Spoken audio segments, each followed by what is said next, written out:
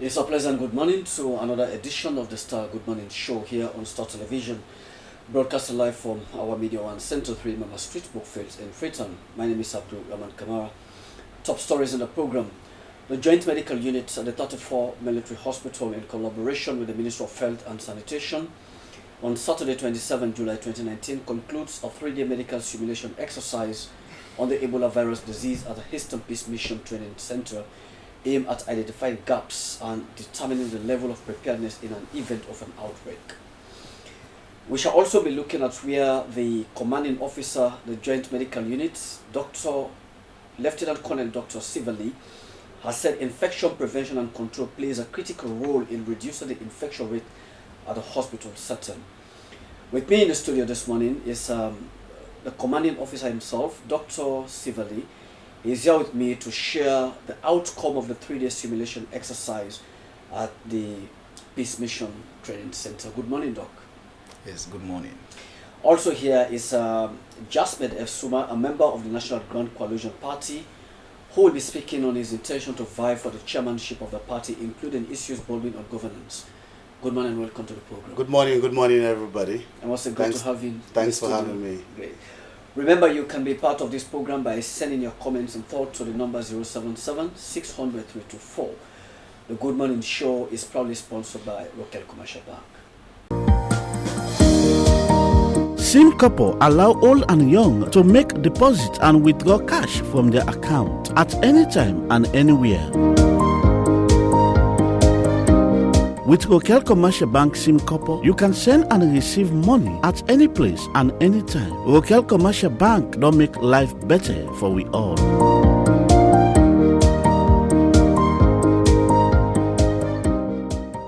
Welcome back from that commercial break. We move along with the program.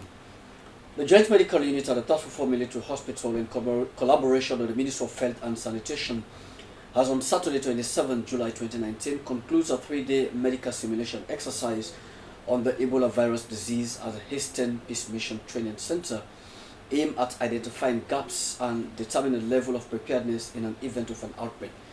Here is a flash of that report. An Ebola treatment unit. We get the knowledge and expertise for set up an Ebola treatment unit. We clearly show say yes, it is there, but not to just for set up the unit. We get the ambulance, outpatient, where you receive a patient and Ebola treatment unit, waiting ability for triage, you categorize that patient properly for onward management. And in the process, we ensure say the health workforce, the health workers are protected. That was tested. We also test your ability for dress up properly in your personal protective equipment or gear.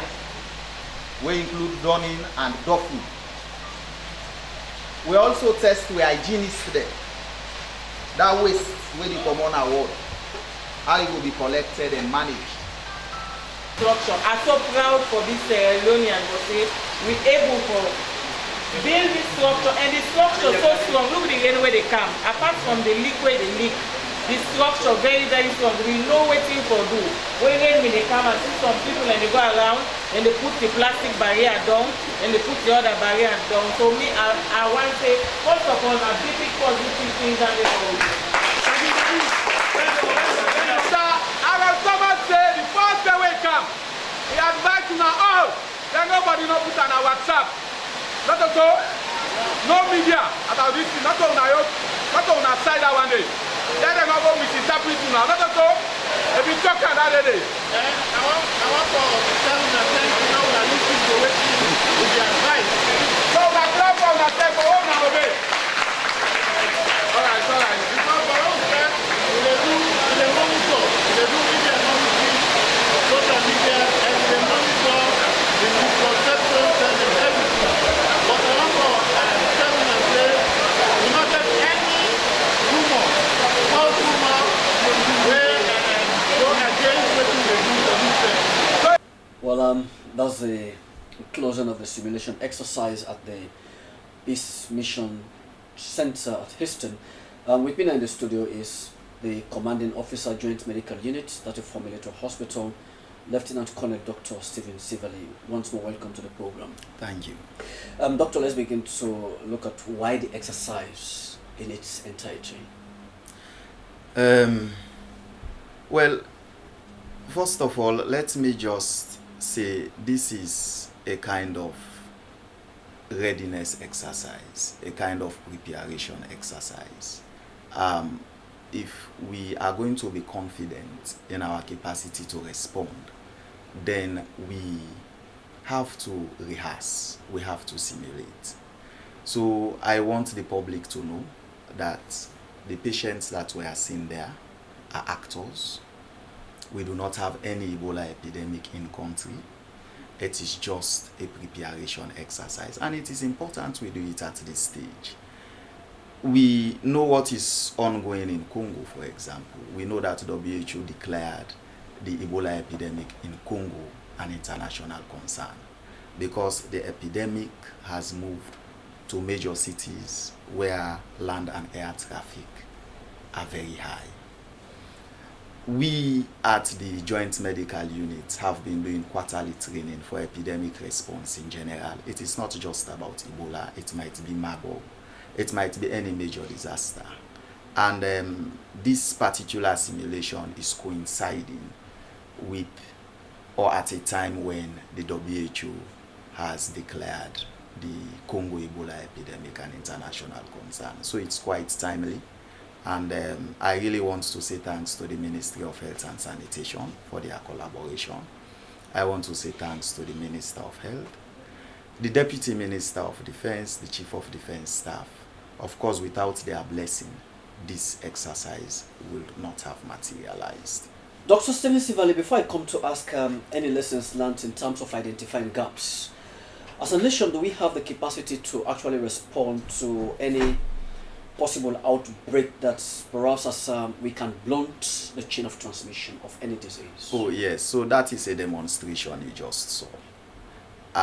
That capacity we have with us. And the good thing is, before now, simulation exercises have been conducted. However, they were not led by local Sierra Leoneans. It was led by international experts. Example, the British, who supported the development of the rapid deployable isolation and treatment facility, have been leading most of the simulation. This is the first time that we, Sierra Leonean, and as a country, have led right from thought conceptualization, planning, up to full execution of a preparedness exercise. When the Ebola outbreak entered an appearance in our midst in 2014, there are certain things that as a nation we didn't get right.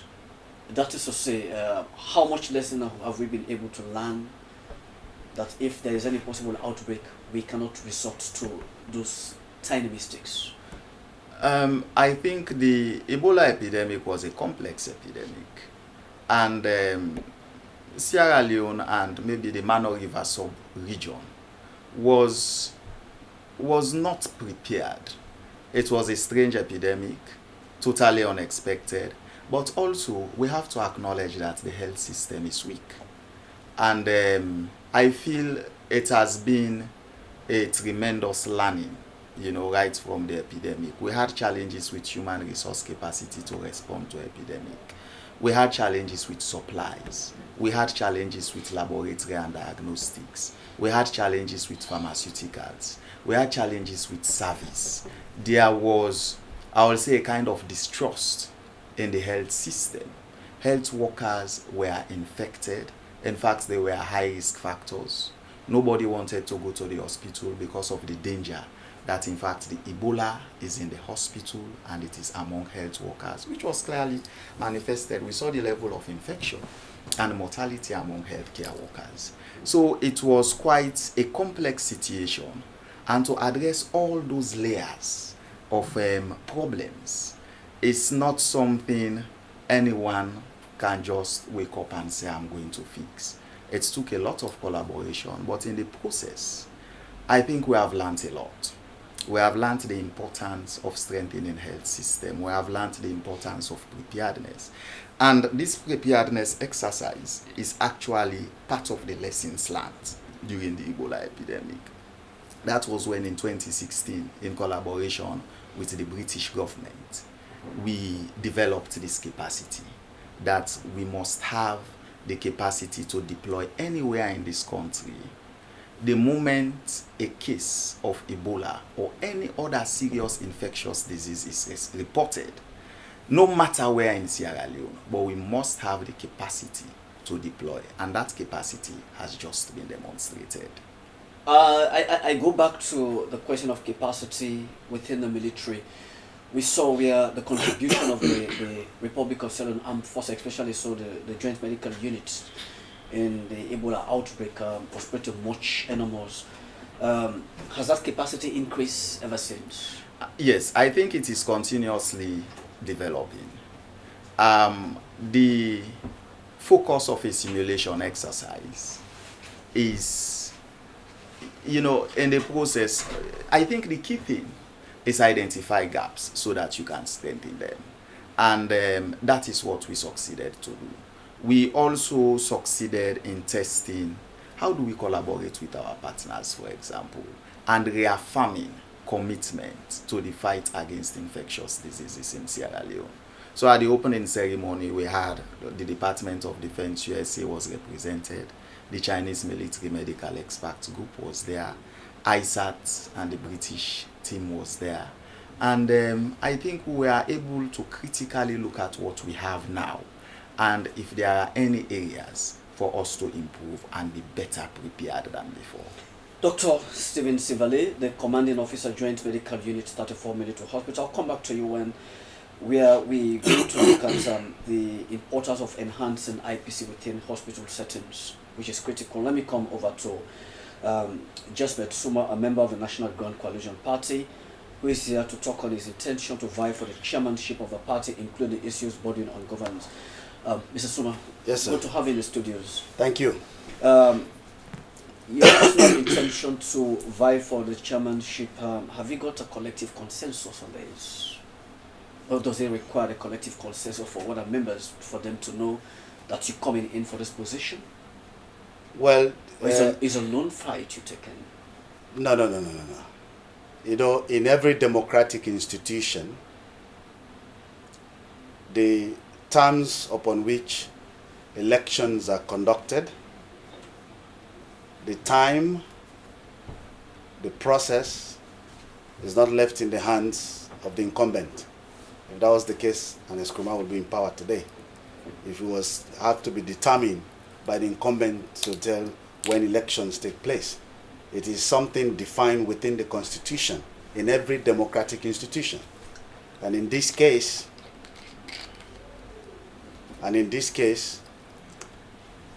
in the constitution of a country or in the constitution of a political party.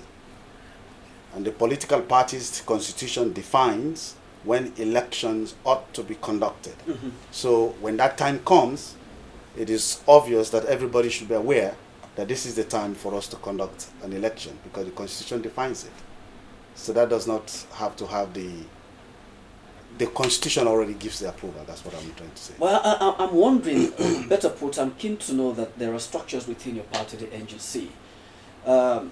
For somebody watching now, seeing you on the telly, may want to ask the question, is it pretty soon, or is it not earlier that you're manifesting your desire to vie for the chairmanship of the party?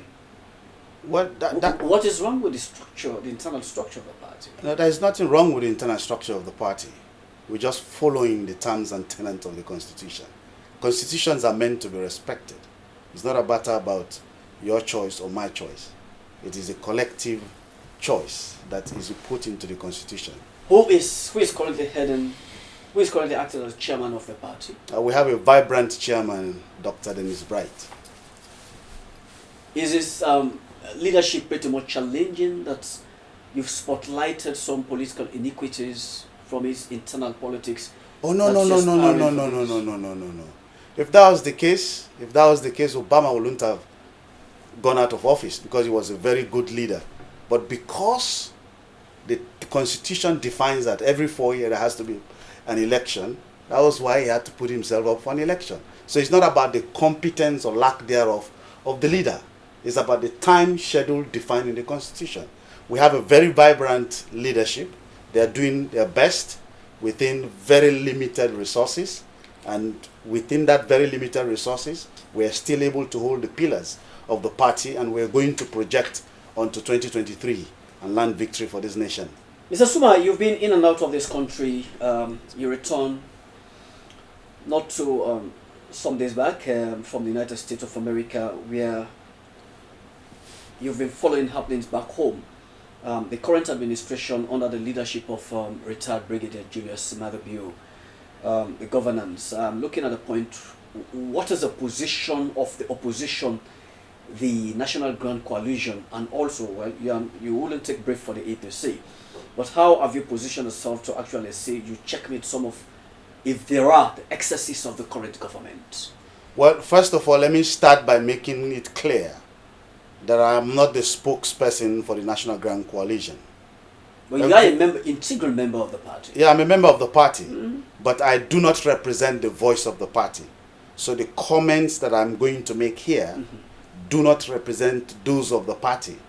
But being that I am part of the opposition, and I will express my own personal views in terms of the way I see the system of governance. The fact remains that this government, as we have it now,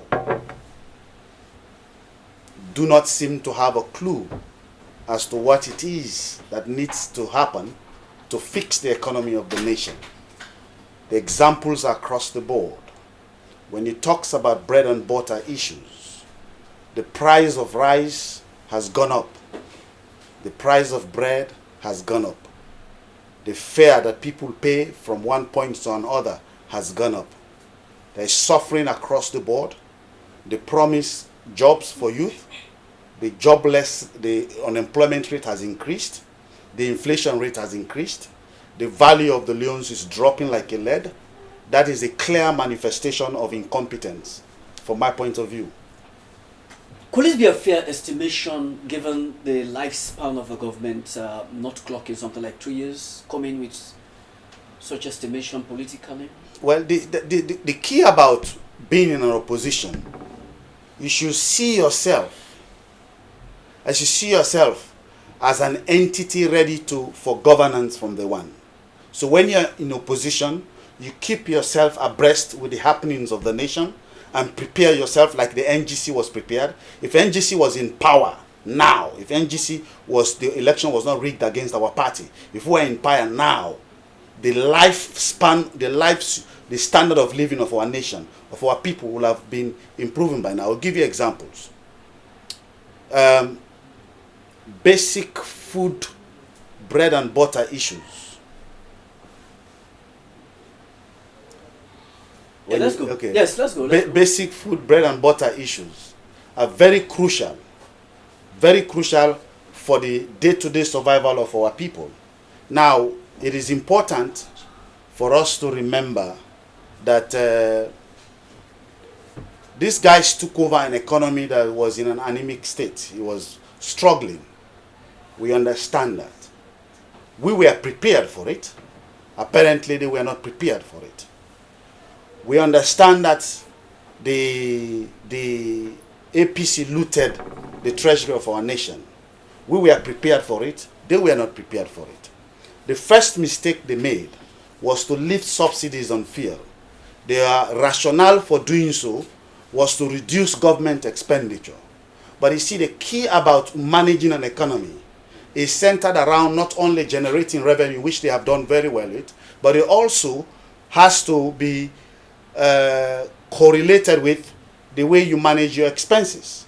This party, or this government, this Paupanista government, presented a budget, the largest in the history of Sierra Leone, up to 7-point-something trillion leones, the largest budget in the history of our nation, coupled with the largest deficit, 2 trillion leones. They claim it's 1 trillion leones because 1 trillion was a grant given to the government from other nations. In my point of view, any nation that is not able to finance itself, whatever gap that exists, whether it is a grant or not, is part of the deficit. Mr. Suma, have you taken your time off to look at the National Development Plan of 2019 to 2023, for which there are long, medium and short-term plans that are aimed at actually addressing some of these critical challenges, for which you yourself has acknowledged that the leadership, the administration of His Excellency President Julius Maada Bio inherited a very challenging economy. Have you taken a time off to look at the grand plan of the National Development Plan? In every development plan, there is always short, medium, and long term.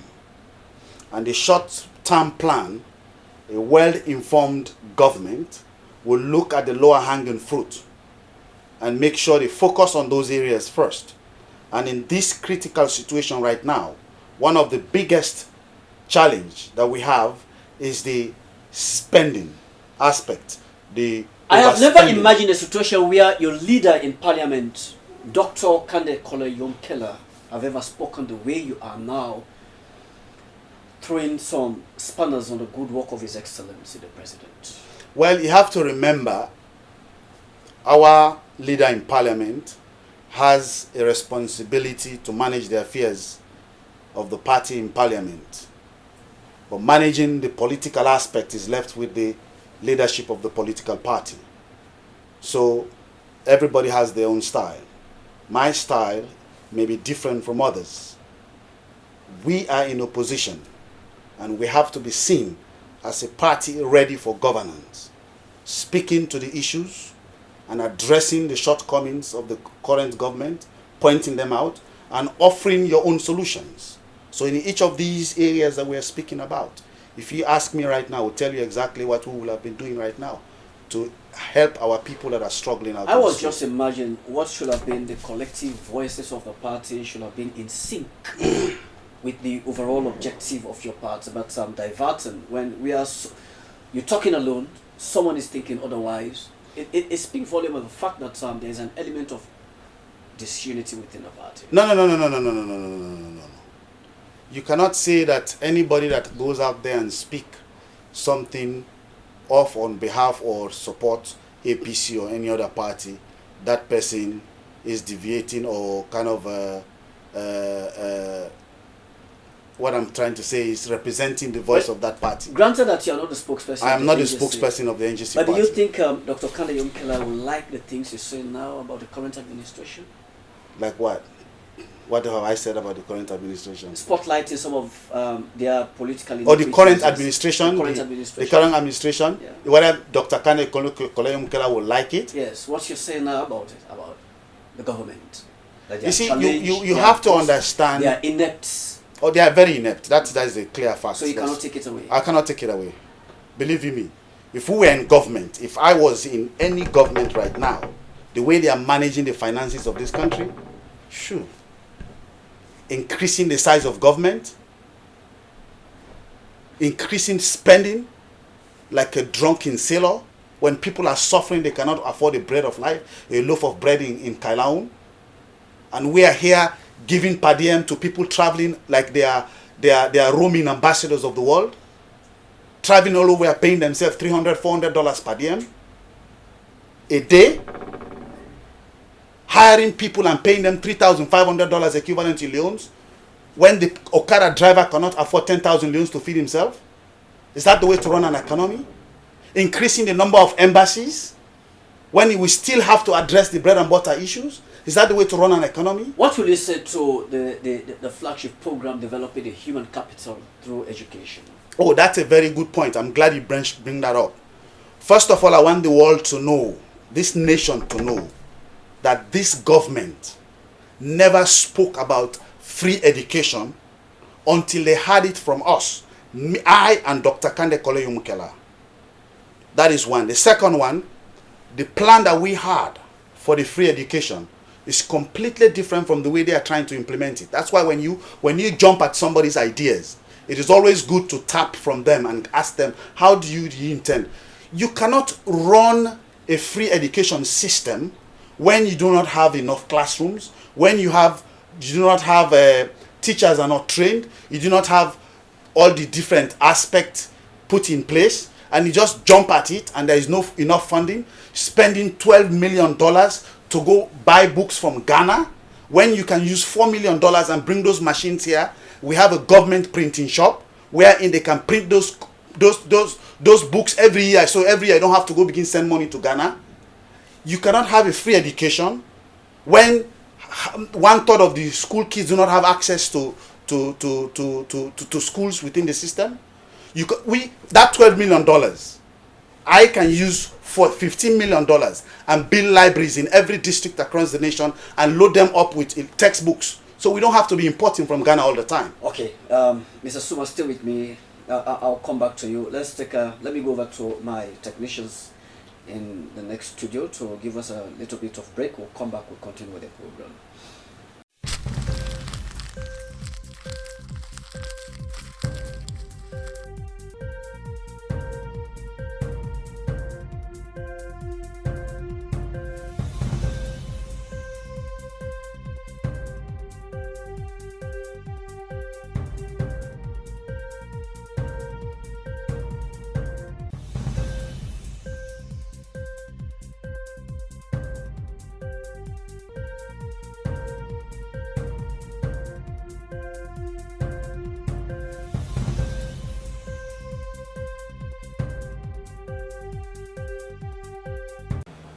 You're most welcome if you're just joining us on Star Television.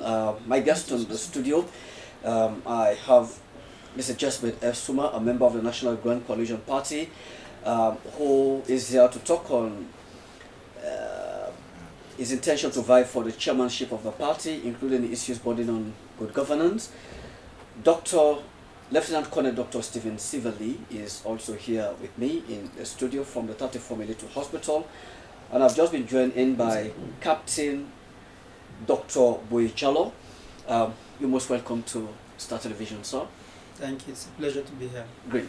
I'll come to you. Let's continue from where we stopped, Mr. Suma, on the question of the free quality education, and also looking at the strides made by the current administration to enhance or building a very resilient health system in the country. What's the impression? Now, to be honest with you, there have been some good structural changes that are very promising for the future. And there are also a lot of cosmetic changes that we also welcome.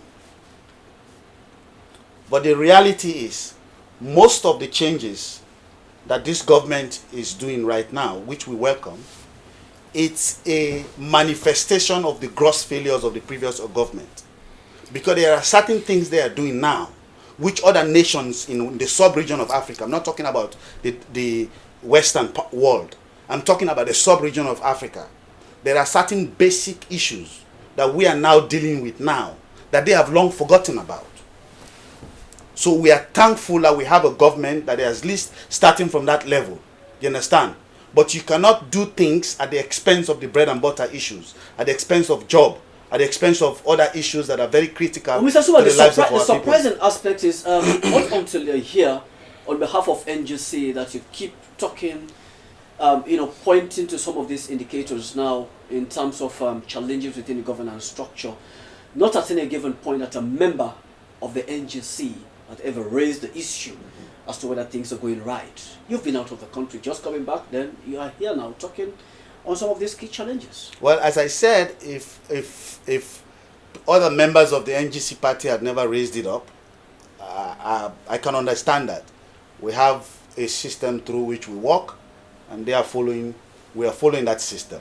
I'm not part of the executive. I'm just an ordinary member of the party. Except that you choose to be fearless. Well, it's not about being fearless. I just love my country.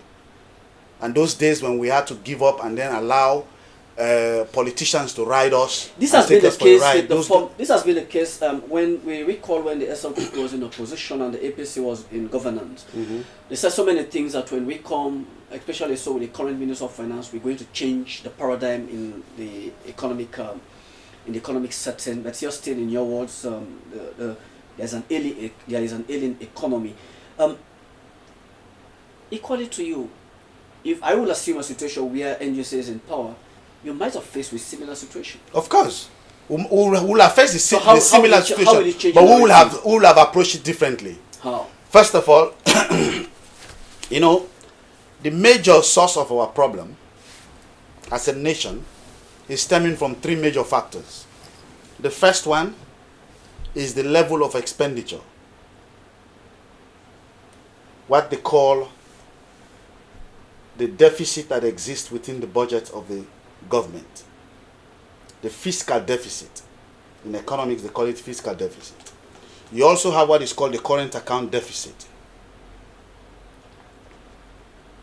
Now, you have the third factor, which I will come to. Much of these issues can be influenced based on the fiscal policies of the government and the monetary policies of the central bank. Now, with respect to the fiscal deficit, it has to do with how much government is generating as revenue, which this government has done a good job at, even though certain areas, the way they're doing it is hurting the economy, is affecting growth within the economy. I will touch on that shortly. But generally speaking, okay, the revenue generation, I can give them 5-star compared to the previous government. But if that is not coupled up with fiscal responsibility in terms of being frugal, in terms of the way you spend that same money, right now, from their own assessment, we are spending over 50 to 55% of the current revenue generated on salaries and wages. You know why? Because successive governments, including this government, have used the taxpayers' money and used the government as an employment agency for party officials. So irrespective of whether hiring more party officers, putting them in, slotting them in places where they are not contributing to the economy, draining the economy, costing off 55% of our revenue that we generate, okay, is irrelevant to them as long as their party officers are supported. That is irresponsible way of running an economy. Okay, I'll come back to you. He's Jusman Efsuma, member of the National Grand Coalition Party. Dr. Stephen Sivali, your emphasis over time, ever since I've been engaging you, is enhance IPC, that is infection prevention and control within the hospital setting. Was it a module in this simulation exercise that was actually taken into consideration? Not only a module, but a core module. That's great.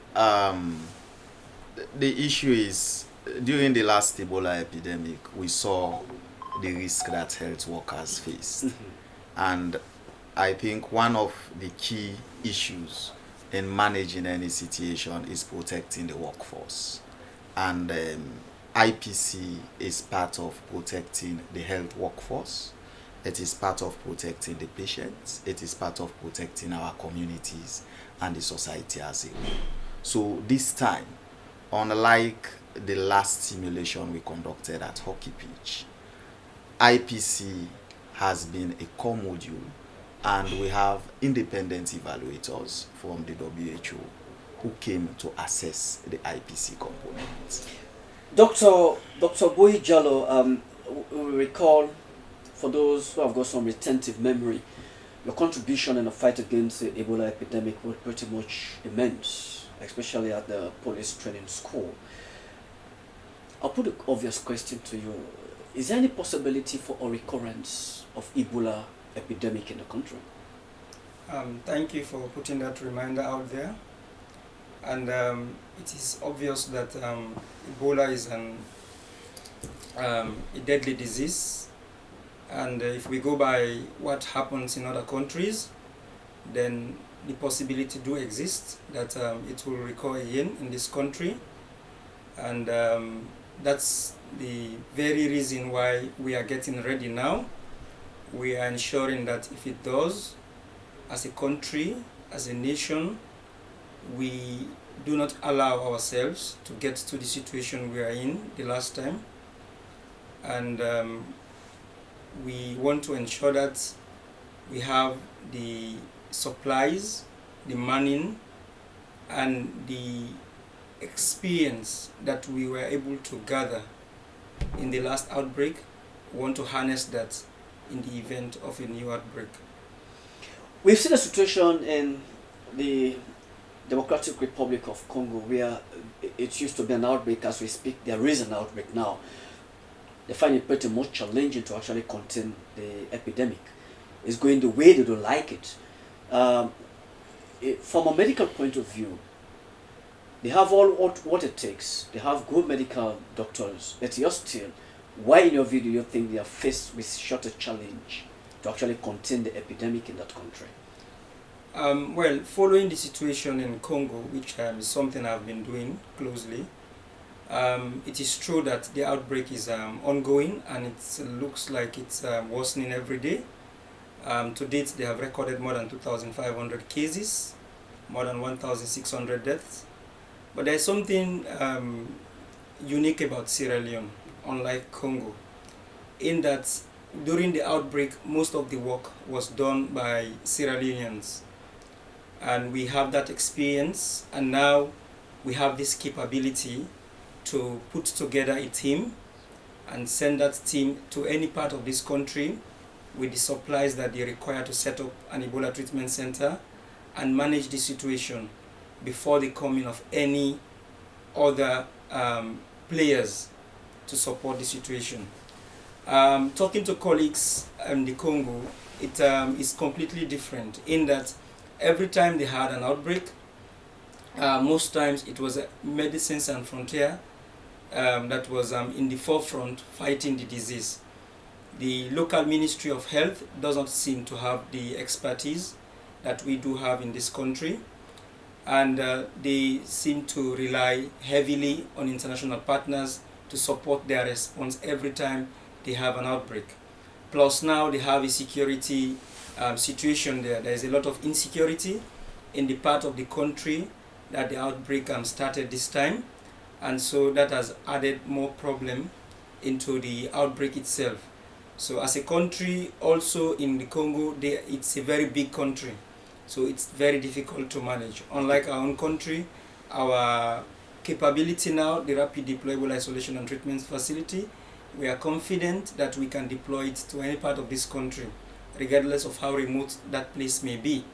And this is something that we must be proud of as a country, that we have the capacity now.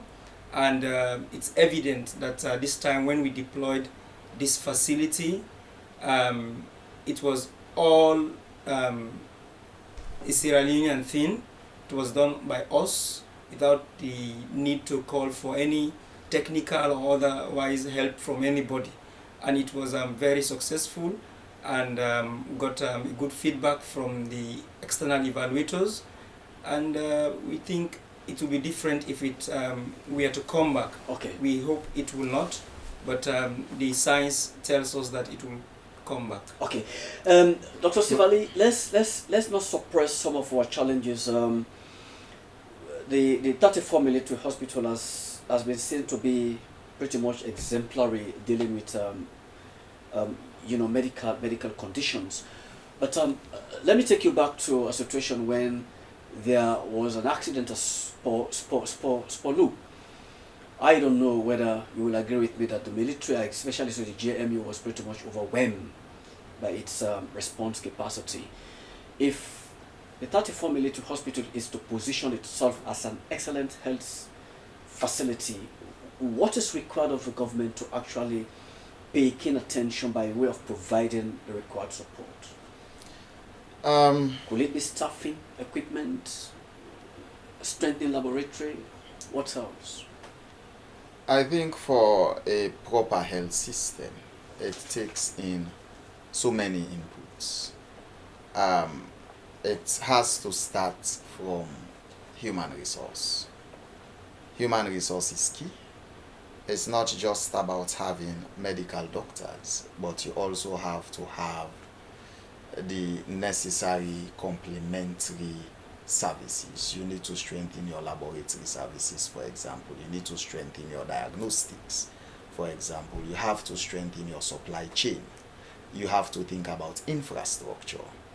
So there are so many things if 34 hospital and maybe the health system in the country in general is going to move beyond what it is. However, we are capitalizing on some of our strengths. and that includes responding to disasters and responding to epidemic situation like the RDITF we just conducted. And I have to mention that this capability is one that can be deployed in 72 hours. It can hold up to 36 patients minimum, and it has the supply to be able to sustain a minimum of 96 hours. That is one of our strengths. In terms of hospital capability for any other condition, I think that is rapidly developing, and one area we have been focusing is on continuous quality improvement, which I was quite happy to get a feedback from WHO the other day that in fact now we are a learning site. So others who really want to see how quality improvement is implemented, and in case they want to maybe learn and adopt in their own small hospitals, are very welcome to come to 34 military. Okay, quickly, let me go over to my studio technicians to just remind us with a report where you were noted to have said infection prevention and control plays a critical role in reducing the infection rate within the hospital setting. Let's have a flash of that report.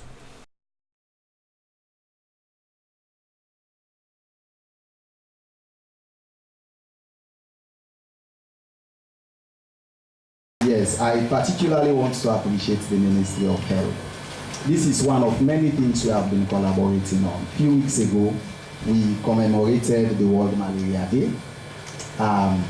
We have been working together to conduct simulations on response to Ebola epidemic and other infectious diseases, for example. And generally, I think the Ministry of Health has been quite supportive to the Ministry of Defense, particularly the Joint Medical Unit. I really want to appreciate the Ministry of Health and the Chief Medical Officer for this achievement. And we have other wonderful partners. Of course, this was not achieved by Ministry of Health alone. Technical support has been provided by the World Health Organization. And particularly, Hannah Maruta has been here. She is more like a staff now here. Thank you very much for your support. And I hope the WHO representative will also convey our appreciation. We have also achieved a lot and moving towards the Deputy Minister of Defense agenda to see that the President's vision for the health sector is achieved. That is strengthen the health system, develop infrastructure within the health system, get equipment and develop the human resource base. And this is quite in line with the support that we have been receiving from the Deputy Minister of Defense. The manifesto of this country, which is put together by no other person but the President, Dr. Julius Maada Bio, after free quality education, we jumped onto developing healthcare in this country. And then I went forward, to talk to my colleague yesterday that the military is just a microcosm of the civil society. And what I meant by that is developing 34 is like developing this country. So you see, looking at, again, the conversation that really went on yesterday, I asked the medical doctor, what is your concept of this development at 34? Then he said, there are 4 issues. I want to do refurbishing, I want to do new buildings, I want to do new human resource, I want to do new specialization. Then in all of this, I think he wrapped up with training. But what I see as lubricant for all of these factors, gentlemen and ladies, is doing this job with this kind of sanitizer. You see, when Ebola came here, we struggled. I was almost attached to the UN to really write SOP that soldiers will rely on to do a job that they never trained for. So that happened that time. Our fight against the dreaded diseases. The notion, and I'll tell you where we are leading. Came the global health security agenda. One of the key components is medical countermeasures, working with the military and the police. And I'll tell you this categorically. Sierra Leone is showing the world how to work. We, as the civil unit, working with the military, we are showing the world that it can be done. And this is the example that we are setting here. We can work with the military 100%. We want to thank all of you who made that a possibility, and let us continue to show the world that we can lead in so many areas. And this is one area that in the global health security agenda, we in Sierra Leone, we are leading. Let us be proud of ourselves. When that happens, in terms of the global health security agenda, a component is the antimicrobial resistance. Out of that, we saw the need, all of us saw the need that if we cannot prevent infections within our hospitals, then it becomes a death trap for our health workers. No one likes going to a profession, at the end of the day, the profession takes your life. Quick one, Dr. Sivali. For the first time, we've seen where there is a production of the hand rub alcoholic base. This is pretty much new within the health setting in the country. What actually drives that initiative of yours to have a production of the hand rub alcoholic base? Otherwise, we'll rely having some of these things from other countries to come in. Absolutely. Thanks, and I didn't know you have that video. Yes. So, you know, I think it takes a lot of things happening behind the scenes for us, you know, to be arriving at this stage. And it's very easy at times to say the ITF. But all is about how do we continuously develop our capability. And if we want to talk about infection prevention and controls, you talk about supplies. Extremely important. And you talk about supplies that you can use in the field, if we are talking about RDITF, for example. We also know that infection prevention alone can reduce morbidity or illnesses in this country and reduce healthcare expenditures by a very large extent. And then what do?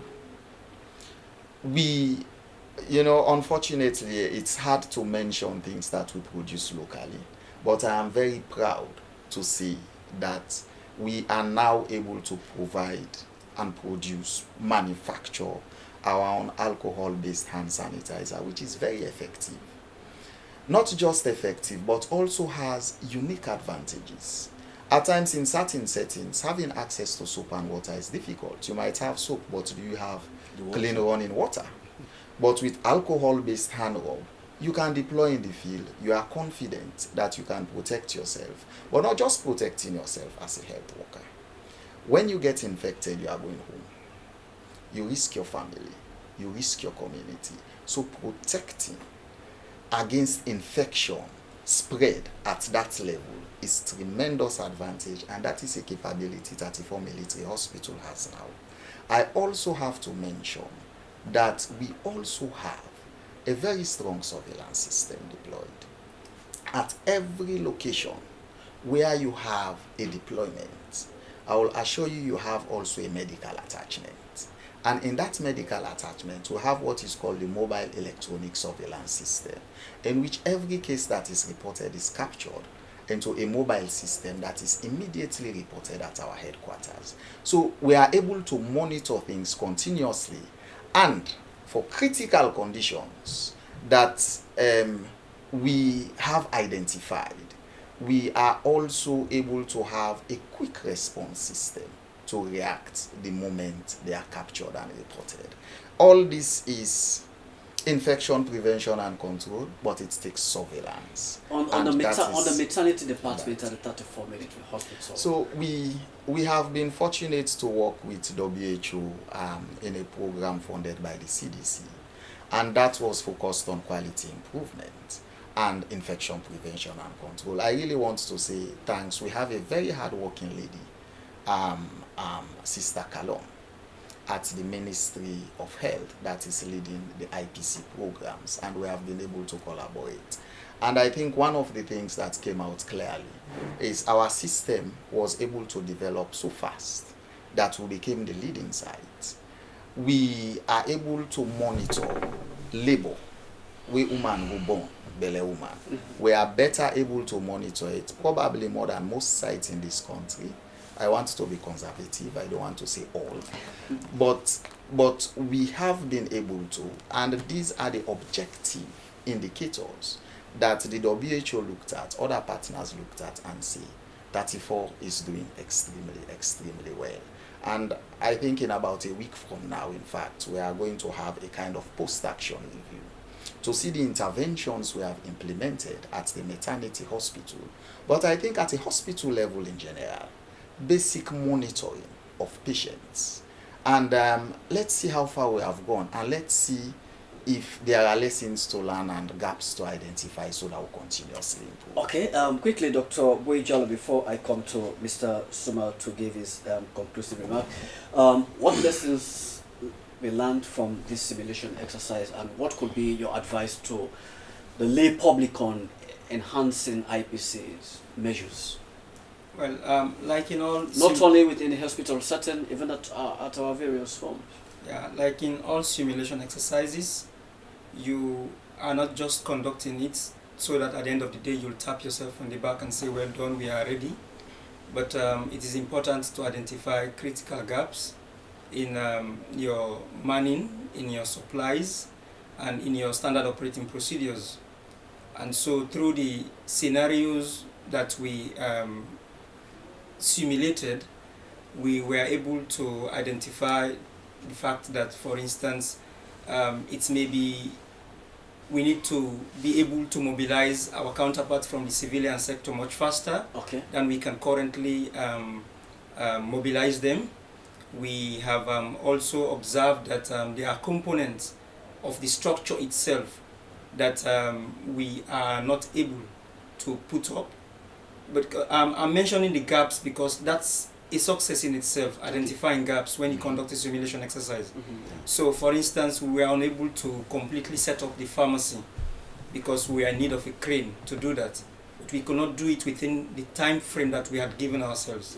So that's important thing, learning lesson. So now we are going to ensure that we have that's put into our lessons learned, and we have the right contact so that in the event that we need to deploy it, we can go to the field with the crane to ensure that our pharmacy is well set up.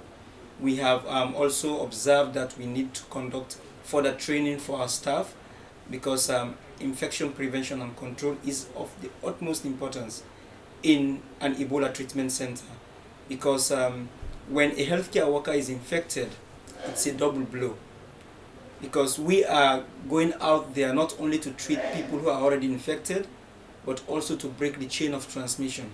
If we become part of that chain of transmission, and it's a big blow to the response itself. So our staff need to be at the top of their game in preventing the spread of infection within the facility and to themselves. Okay. Thank you so much, Dr. Boijalo. Conclusively, Mr. Suma, you've created a panic already in the mind of no less a person, Dr. Dennis Bright, vying for a position he's currently holding. No, I disagree with that comment.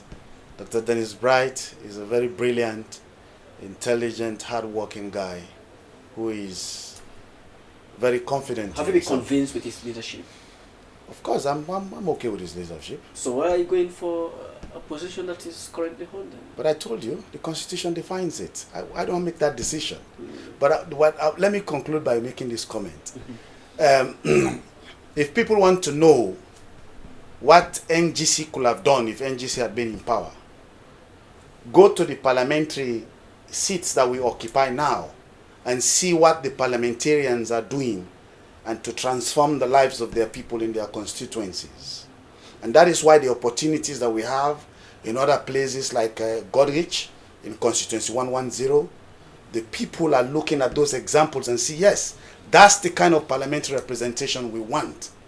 And I know, change is sometimes difficult to come by.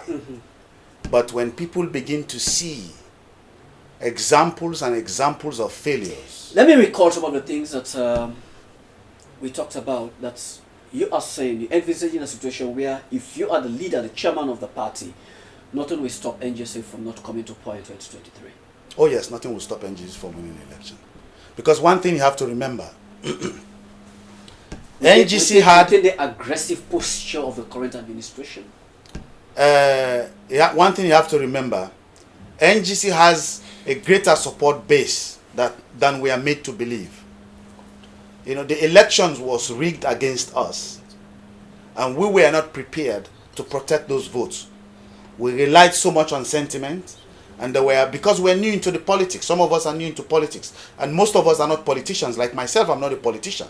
I'm just somebody who is so passionate about the lives of our people, about the country, that I realized that if you want to bring about meaningful change, structural change, you have to be involved in politics to change the policies that defines the way the economy is governed. Honestly, I'm not sure whether this singular occasion will be enough to articulate most of your aspirations. Yes, I'm open to another appointment. Honestly, I'm looking forward to having you in subsequent edition of a similar program. Absolutely. Or perhaps another program here on Star Television. I'm most welcome. On that note, I want to thank all of you for sparing your time being part of this program. Mr. Jesbedef Suma, a member of the NGC party, Lieutenant Colonel Dr. Stephen Sivali, and Captain Dr. Boy Chalo for sparing your time being part of this program today. I'm happy having all of you here today. Thank you. Thank you for having us. Till then, this is how I draw the curtain into this edition of this program. How are you? My name is Abdul Rahman. How are you?